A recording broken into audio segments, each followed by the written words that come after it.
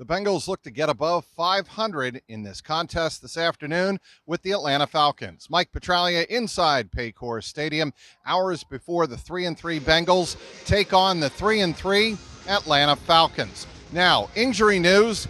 First off, the Bengals will not have Logan Wilson, nor will they have defensive tackle Josh Tupou. Both were ruled out by head coach Zach Taylor on Friday. Logan Wilson injured his right shoulder in the fourth quarter last Sunday against the Saints, and Josh Tupou injured his calf in the first half of last week's win over the Saints. So what does this mean? Tyler Shelvin has been activated and promoted for the second straight week to the active roster from the practice squad. He will revert back to the practice squad on Monday, but Tyler Shelvin will be some depth behind the starters B.J. Hill and Jay Tufele in this game. As for the linebacker position, Joe Bocci has been activated. He was activated on Saturday, and that means the linebacker will be eligible to play for the first time since tearing his ACL last December in a game against the San Francisco 49ers. So, a couple of big news and notes in terms of injuries for the Bengals. The weather, it will be unseasonably warm by the end of this game. We are expecting temperatures between 77 and 78 degrees for this game. Sunshine, no rain or precipitation is in the forecast, so that should be good news for two offenses that look to light it up, but especially the Bengals, who last week scored 30 points for the first time this season.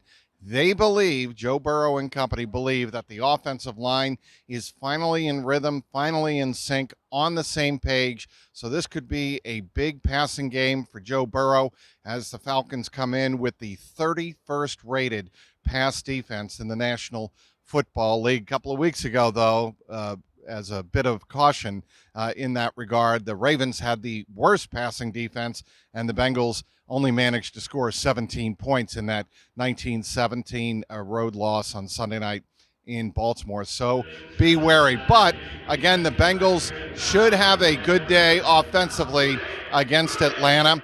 The Falcons come in with a very potent run attack, so the Bengals will have to do a better job of wrapping up than they did last week when they missed 8 tackles and the Saints ran roughshod with 3 explosive running plays against them, racing out to leads of 17-7 and 23-14. Bengals don't want to fall into that trap again.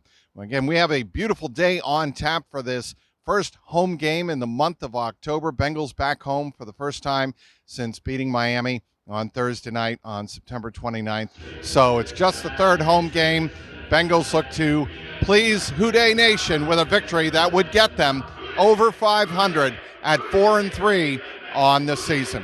Inside Paycor Stadium, Mike Petraglia, CLNS Media. Be sure to follow all of my coverage on Twitter at Trags, Trags, CLNSmedia.com, of course, and subscribe to the link below to my Jungle Roar podcast page on YouTube. Want to hear all your comments, good, bad, and indifferent.